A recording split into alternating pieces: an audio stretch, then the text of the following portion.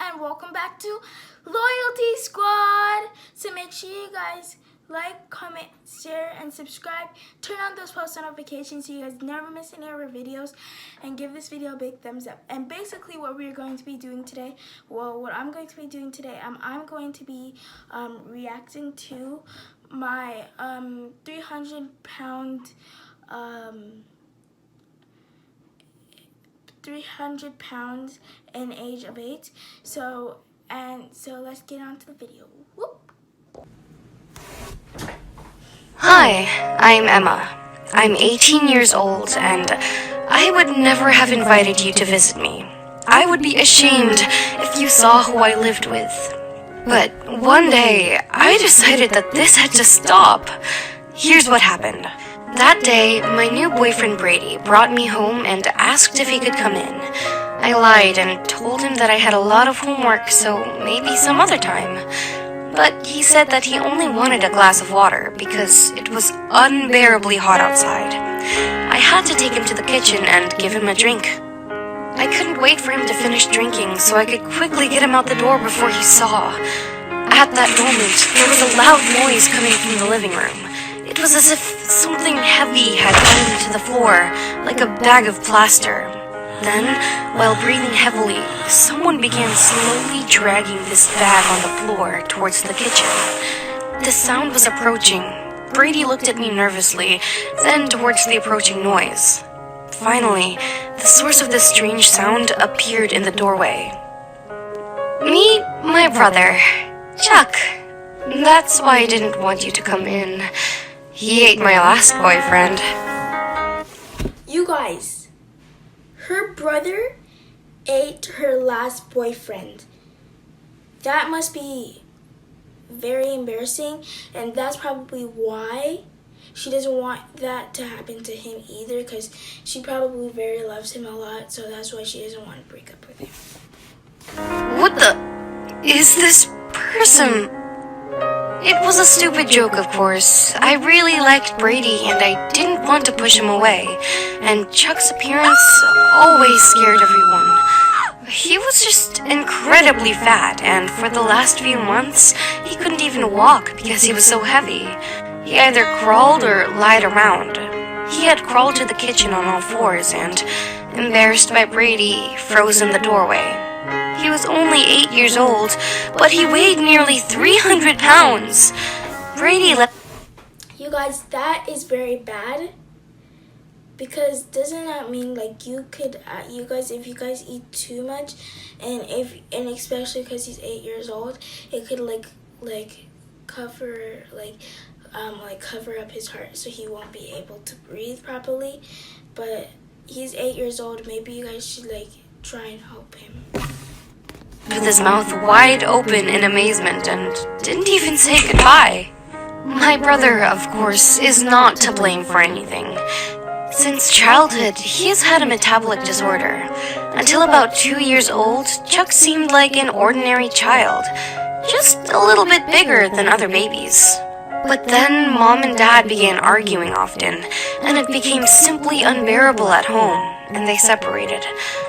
Maybe my parents' divorce had nothing to do with it, but it just so happened that after that, our problems began. Mom didn't have time to monitor our diet. She was either working all the time or was deep in thought.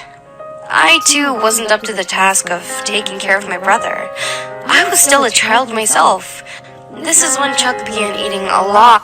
You guys, that's too much for a little baby. And let's see how much stuff he has. 1, 2, 3, 4, 5, 6, 7, 8, 9, 10, 11, 12. There's 12 things. This guy is eating juice. He's drinking juice. He's also eating tacos. There I can see he's eating a sandwich, burger, pizza, pepper, donuts, more more tacos, a big whole chunk of popcorn, and another burger, and a large fries. That's not good. Of fatty and unhealthy food and started gaining weight rapidly. A year later, when he was 3, our mother couldn't even pick him up. At 4 years old, he became heavier than me, even though I'm... You guys, like, I'm pretty sure he's like, I don't know how much, I can't think how much years he is right now, older than her right now, but, that is, I don't know what to say, guys, but you're 4 years old and the girl is 13. It's not like she's 12 and she's 13. Like, that's bad. That's 4 years old. Like, you're still a toddler. Like, 9 years older than him. Although Chuck weighed even more than some adults, he was, first and foremost, still a child. Huge. Did you guys hear what she just said? She said that he is heavier than adults and he's a baby. Okay. Heavy, awkward, and mischievous. It was one hell of a mixture. It was actually really dangerous at home. I'm still amazed that our cat managed to survive. I was always afraid that Chuck would crush him in his arms or just sit on him by accident. He was like an elephant in a china shop. He always broke, crushed, or ate everything. When I turned 14 and my birthday cake was waiting for me in the kitchen, Chuck inhaled it in a few minutes. We found him covered in frosting just when I was coming to blow out the candles. That must be very sad because it's your special day and your brother just ruined it by eating your whole cake without even like getting to cut the cake or even blowing out the candles. But why would you even like leave the cake on the table? Why didn't you just like leave him in the room and then just put it on, like hide the cake or something? All he did was irritate me, and maybe that's why I'm so ashamed now that my mother and I didn't take good care of him. Yes, we hid sweets from him and tried to control his appetite, but it didn't help. When he said that he was hungry, he needed to eat. Guys, did you see that burger? That was like so small burger, and he's a baby and he's eating that much food. This guy has like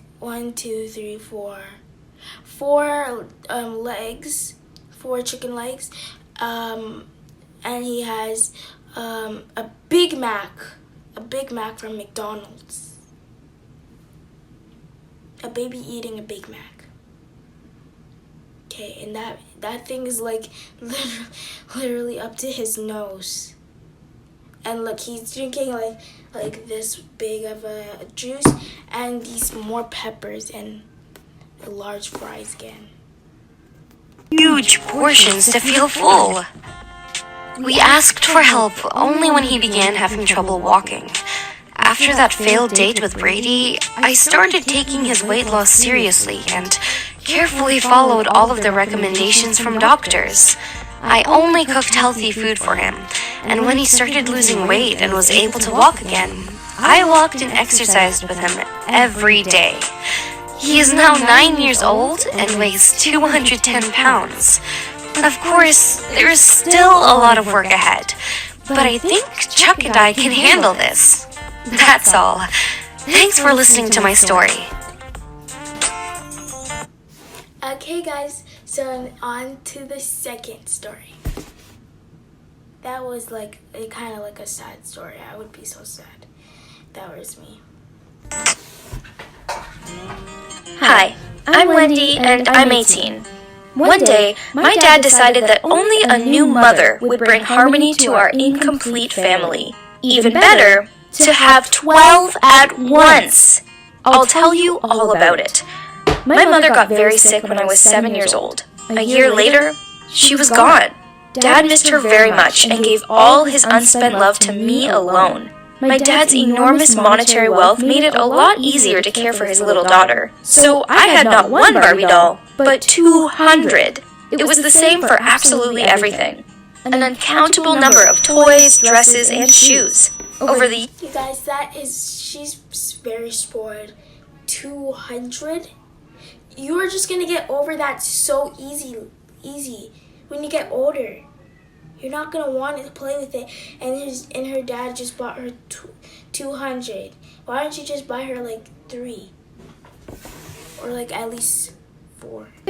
Only my preferences for beautiful and expensive things have changed, but not their quantity. Maybe I'm a little spoiled, but I'm really used to not denying myself anything, and I don't even want to share my beloved dad with anyone else. For all the years of my life without a mother, my father never really managed to seriously date someone.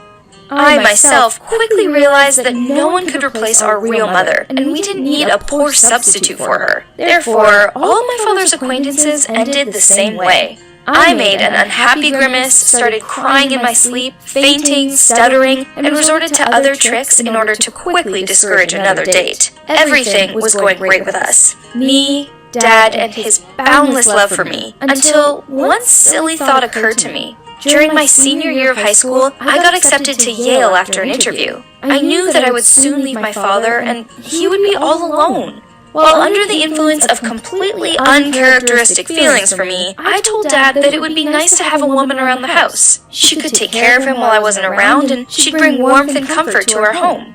Feeling quite pleased with myself for growing up and not just thinking about me, I flew away to Paris for the holidays with friends. But I ended up returning a week earlier than I had originally told Father. Upon my return, I found a new mother at home.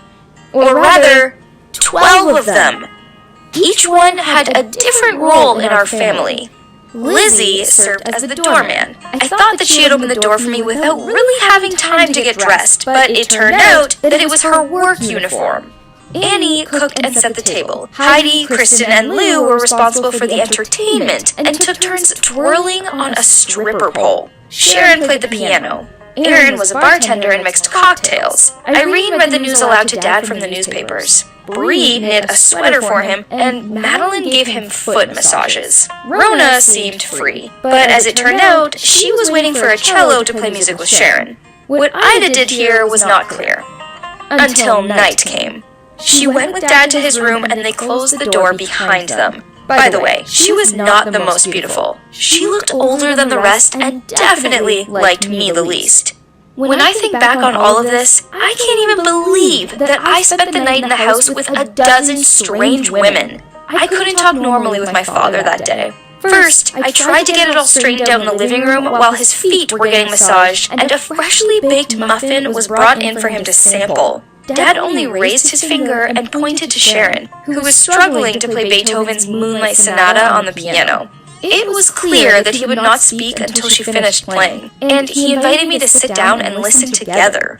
It was the hardest 5 minutes of waiting of my life, which also ruined my love of classical music. When the torture ended, without letting me say a word, my dad apologized to me. He admitted that I had surprised him with my unexpected return, but these girls were his guests, which meant that I had to be polite to them.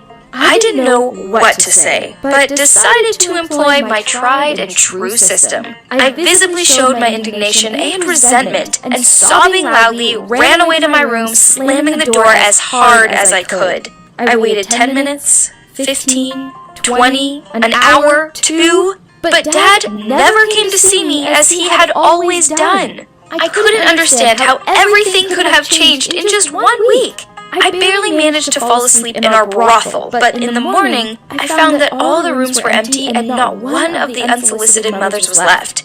I was even glad until I found Dad in his office with Ida at his side. He politely asked her to give us some privacy. He again apologized and said that I should not have witnessed all of that. He said that he loved me very much and I would always be number one for him, but he had been longing for a woman in his life to hold in his arms. And although he had not known Ida long, he felt that she was ideal for him. I either had to accept her or deal with it, just as he had put up with many of my whims. There was nothing more to discuss. Ever since that conversation, I have felt that my whole world has collapsed. Do I really have to accept this unpleasant woman with a dubious reputation into our family? Maybe I should start calling her Mom? What would you do? Thanks for watching, guys. Make sure you like, comment, and subscribe. turn on those post notifications, and we'll see you guys in our next video. Bye! Oh, and I also forgot, make sure you guys comment down below what our gaming channel should be called. And we'll pick very, very soon. But we'll see you guys in our next video. Bye!